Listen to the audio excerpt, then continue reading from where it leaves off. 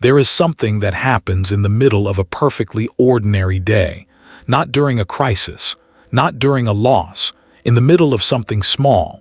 You're eating lunch, or standing at a window, or waiting for a message that hasn't arrived yet, and for a moment without warning a quiet question surfaces, not in words exactly, more like a pressure. Am I actually here? Not here in the building, here. And then the moment passes the way they always do. You pick up your phone or finish eating, or the message finally arrives. And the question goes back wherever it came from, but it was there. It has probably been there more than once. There is something that doesn't have a name yet, a sense that life is somehow happening on the other side of a thin pane of glass. You can see it. You're moving through it. But you can't quite touch it. We'll come back to that. Somewhere in a city, someone is sitting in a car after getting home from work. The engine is off. They haven't gone inside yet. It's not that anything is wrong. The day wasn't bad. Dinner will be ready soon. Someone they love is on the other side of that door, but they sit there for another minute, then another. The dashboard is still warm from the day's sun. Outside, the light is the color it gets just before it's gone. And something in them, some part they haven't talked about with anyone, is trying to locate itself. Not trying to solve anything. Not planning, just, where am I? This isn't depression. It isn't ingratitude. It's something more like a quiet ache. The kind that belongs not to any single thing that happened, but to the feeling that life, somehow, keeps arriving just slightly ahead of the person trying to live it. The Buddha had a word for this, not a word that means broken, not a word that means wrong, a word that means, this is what it's actually like to be inside a life made of things that move. Dukkha.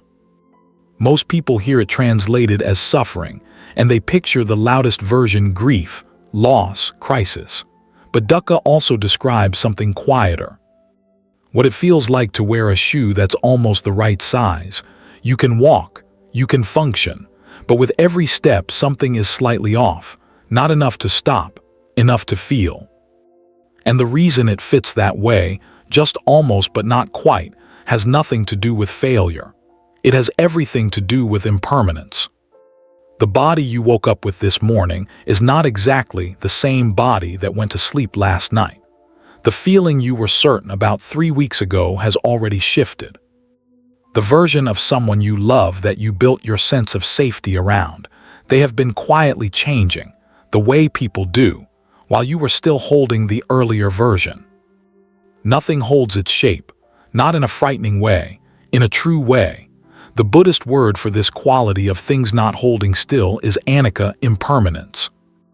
And here is what the Buddha observed, not as a belief, but as something anyone can verify by simply looking. Dukkha doesn't appear because life is cruel. It appears where the desire to hold things still meets the reality that they can't be. The ache itself is not a flaw in the design. It is what clinging feels like from the inside. Here is where the teaching takes an unusual turn. Most traditions, ancient and modern, respond to this ache with a prescription. Fix yourself. Change your circumstances. Think differently. The Buddha did something else entirely. He said, first see clearly. Not see what you want to see, not see what you fear, see what is actually there. There is a Pali phrase that the early suttas return to again and again, seeing things as they actually are, not as we hope they are, not as we fear they are. Not through the filter of what we want or what we're afraid of losing. As they are. This sounds simple. It is not. Think about the last difficult conversation you had with someone you love. What did you actually see? The words they said, or the story you were already building around those words before they finished speaking? Or think about a worry you've been carrying. When you look at it closely, really closely, is the worry about what's actually happening? Or is it about a version of the future that your mind assembled from fear? The mind is extraordinarily good at seeing what it expects to see. It layers interpretation over experience so quickly, so automatically, that by the time we think we're perceiving something, we're often perceiving our reaction to it. This is what the Theravada tradition calls the veil of Sana perception. Every experience arrives and the mind labels it almost instantly. Good, bad, threatening, safe, mine, not mine. And then we respond not to the experience itself, but to the label. Seeing things as they actually are is the willingness to step back from the label and look at what's underneath it. Someone is washing dishes. This is not a meaningful moment. There is nothing scheduled to happen here. The water is warm and there are too many dishes, and they have been thinking about the same problem for 3 days without arriving anywhere new. But at some point, they stop thinking about it. Not because they resolved it, they just stop. The water is warm, there is the sound of it, the soap has a smell. The light in the kitchen is the particular light of late afternoon, not quite yellow, not quite white. And for a moment, not a long one, the mind is not in yesterday or tomorrow. It is here. With the water, with what is actually present, nothing has been solved, but something has changed. The problem is still there. But the person is no longer entirely inside the story. The mind was building around it. They are touching, briefly, what it actually feels like to stand in this moment instead of the one they've been carrying. This is what the Bahya Sutta points to in some of the most compressed language in all of the Pali Canon. The Buddha's instruction to a wanderer who asked, "What is the practice?" In seeing, just seeing. In hearing, just hearing. In what is sensed, just the sensed. In what is cognized, just that. Not see and then immediately interpret. Not hear and then decide what it means about you. Just the seeing, just the warmth, just the light. This is not a performance technique. It is a description of what the mind is already capable of when it stops layering a story on top of the moment. The dishes don't become sacred. The afternoon doesn't become meaningful. It just becomes real, and that is already something. Now here is a question worth sitting with. When you hear "live fully," what arrives? For most people, one of two images. The first, motion. Travel, experience, fullness by accumulation, do more, go more, collect more memories, leave less unlived. The second, stillness. Be present. You've heard it so many times it has almost lost its texture. But some people have done everything on every list and still feel something missing. And some people are technically in the present moment, while their awareness is entirely elsewhere, caught in a thought from 3 days ago dressed up as now. So something is missing from both pictures. In the Satipatthana Sutta, the Buddha doesn't leave presence as a vague instruction. He gives it 3 specific qualities. Adapi, ardent. Showing up with actual energy, not half there. Saddhamma, mindful, knowing what is happening as it is happening. Sampajano, clearly comprehending, not just seeing, understanding what you're seeing. The third quality is the one most people skip. Sati, mindfulness, is like turning on the light in a room. It lets you see what's there. Sampajana, clear comprehension, is understanding what you're looking at. These are not the same. A person can be intensely aware of a craving, feel it completely, and still have no idea where it's pulling them. A person can see exactly what they're doing and still not recognize the pattern they've been repeating for 11 years. The commentarial tradition describes Sampajana through 4 lenses. Purpose. Do I know why I'm doing this? Suitability. Does this action fit the situation clearly without distortion? Domain. Do I know what state my mind is actually in, reacting, clinging, choosing? Non-delusion. Am I seeing this as it is, or through a filter of old fear or old wanting? When both qualities are present, seeing and understanding what you see, something becomes possible that wasn't possible before. You can feel the difference between a choice and a habit, between moving toward something real and being pulled by something familiar. This is where seeing things as they actually are becomes not just a description, but a practice. You see what is here. You understand what you're seeing. And in that clarity, the grip begins to loosen, not because you forced it, but because you finally saw what you were holding. There is a deeper question underneath all of this. Not just, can I see clearly, but what happens when I do? Someone I respect once put it this way, and I've returned to it many times since. When something arises, a feeling, a thought, a sensation, even a moment of joy, the untrained mind immediately does something to it. It grabs, it says, "This is mine, this belongs to me. I am this feeling, this experience is who I am." And when the experience passes, as it always does, there is grief, there is loss. There is the desperate attempt to hold on to something that was never meant to be held. The Theravada tradition names this precisely, upadana, clinging. The act of taking what arises in experience and claiming it as self. And the teaching, quiet, persistent, radical, is the reversal of that movement. Not to grab. To allow what arises to belong to its own nature. To let each experience be what it is, without requiring it to become part of your story. This is sometimes described as returning things to the Dhamma, or, more precisely, allowing phenomena to be themselves, rather than converting them into a narrative about who you are. A wave of anxiety arises. The untrained response, "I am anxious. Something is wrong with me." This anxiety means my life is not working. The practice, "This is anxiety, it arose, it will pass." It belongs to conditions, not to a self. A moment of warmth arises with someone you love. The untrained response, "I need to hold on to this. What if it changes? What if they change? What if I lose this?" The practice, "This warmth is here. Let it be here. Let it be fully itself without clutching at it." This does not mean becoming cold. This does not mean stopping yourself from caring. It means something more precise, caring without claiming. Being with without demanding that the moment conform to what you need it to be. The Anattalakkhana Sutta, the second discourse of the Buddha, turns this into a method of inquiry.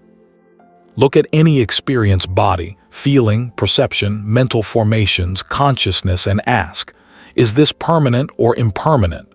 If impermanent, is it fit to be claimed as mine? Is it right to say, "This is me, this is mine, this is what I am"? The answer when you actually look is always no, not because you don't matter, but because what you are is not a fixed thing that can be possessed. It is a living process, always in motion, always arising and passing. And when you see that clearly, when you actually see it, not just understand it as a concept, something releases, not dramatically. The way a hand releases something it has been holding without knowing it was holding. The dishes are just dishes. The warmth is just warmth. The anxiety is just anxiety. Not yours to fix, not yours to keep, not yours to become. Just Dhamma phenomena arising and passing in their own nature. And strangely, in that releasing, there is more room to actually be here. Not less, more. This is where things need to be said carefully. Someone has received difficult news, not catastrophic, difficult. Something is going to require more than they planned for. More energy, more time, more of a conversation they'd rather not have, and they feel the weight of it. But here's what happens next, very quickly, almost automatically. Why does this always happen to me? Everyone else seems to have it sorted. I can't handle this. This is going to ruin everything. The difficult news was the first arrow.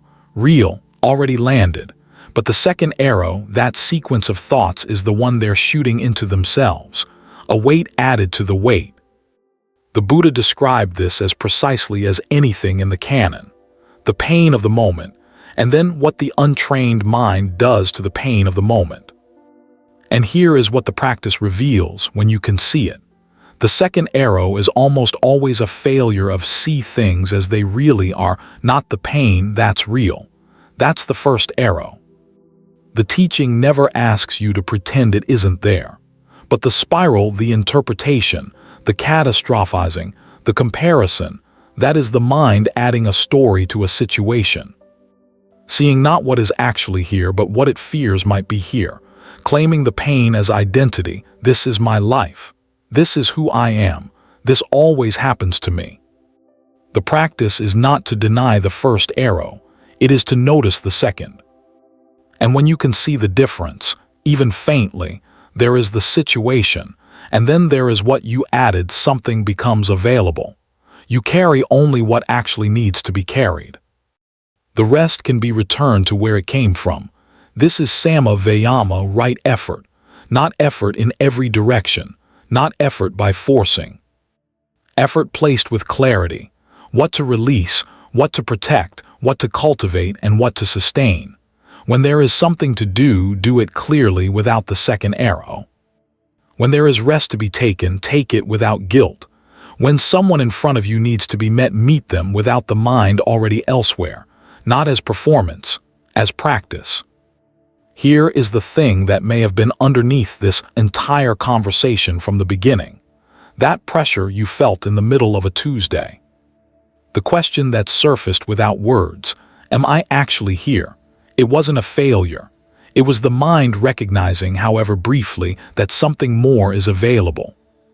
That the life being lived and the life being felt are not always the same life. And that the gap between them, which we have been calling so many things, dukkha, distance, absence, is not fixed. It can be moved through, not by fixing anything, by returning. This is what both principles taken together actually describe, seeing clearly and then returning what you've been holding to its own nature. Not grabbing, not running, not forcing. Just seeing what is here and allowing it to be what it is. This is the loop closing, not with an answer, but with a recognition. The question was never asking you to go somewhere. It was asking you to come back. There will come a moment, maybe not for a long time, maybe sooner than expected. Someone will look back at a day, at a season, at a long stretch of years. And the question that rises will not be about what was accomplished. It will be simpler and heavier and somehow more true. Was I there? Not in the building, not in the room, there. In the actual moment, feeling the warmth, hearing the sound, present with the person. There is a particular kind of grief that comes not from loss, but from recognizing you were absent from something that was given. Not careless absence, the ordinary kind. The kind that happens when the mind is already in the next thing, and the actual thing, the one right in front of you, passes before it was met. The Bhattacharya Sutta opens with unusual directness. Do not chase after the past. Do not place yourself in a future not yet arrived. See clearly what is here. Because who knows, tomorrow death may come. This isn't meant to terrify, it is meant to return to this, which is all there has ever been. The path does not ask for a perfect life. It doesn't ask for silence or stillness, or a mind already trained. It asks only for sincerity, to return more often, to see before reacting, to be present sometimes for the moments already happening. A meal eaten without a screen. A pause before an angry word becomes permanent. A hand held without wondering how long it will take. A breath, one breath before you answer. These are not dramatic. But they are the material a life is made from. And one day, they may be exactly what remains. Right now, if something from this is still sitting in the chest, not an idea, a feeling, there is something small worth trying. Not later. Now, before the next thing arrives, take one breath. Not as technique, not as self-improvement, just notice that you are breathing. Notice the body doing it without being asked. Notice that there is, in this exact second, air. Notice whether the mind immediately reaches for a label, a story, a judgment about the breath. And if it does, simply return, not to a concept, to what is actually here. That returning, that small, almost invisible act of seeing what is present without claiming it, is see things as they really are in its smallest form. One conscious breath, seen clearly. Held without grasping, return to its own nature. That is the practice, not to understand it, to do it. And every time you do, however briefly, you are, in that moment, living your life rather than simply passing through it. There is a verse in the Dhammapada that gathers almost everything into 3 lines: not to do evil, to cultivate what is good, to purify the mind. This is the teaching of the Buddhas. The purified mind is not a blank mind, not a distant mind. It is a mind that has seen its own patterns clearly enough that it is no longer entirely captured by them. A mind that can allow what changes to change without being destroyed by the changing. This is what the Buddha called Bodhi awakening, not a spiritual image to chase, not a perfection to become. Just seeing more clearly, craving before obeying it, fear before being ruled by it, the moment before it has already passed. And crucially, releasing each of these back to their own nature, without converting them into a story about who you are. This is the fullest life. Not the longest, the busiest, or the most eventful, the most honest, the one that was actually lived, not watched from behind glass, not postponed into a future that was never promised. This life you did not choose when it began. You may not choose when it ends, but this breath is still here. This moment is still arriving. Whatever is in front of you right now, it is still asking to be met. Not grabbed, not pushed away. Met, seen as it is, allowed to be what it is, and then gently returned to where it came from. That is where fullness begins, not in what is added, in what is finally clearly here. If something from this stayed with you, you may already know where it did. I'll see you in the next one.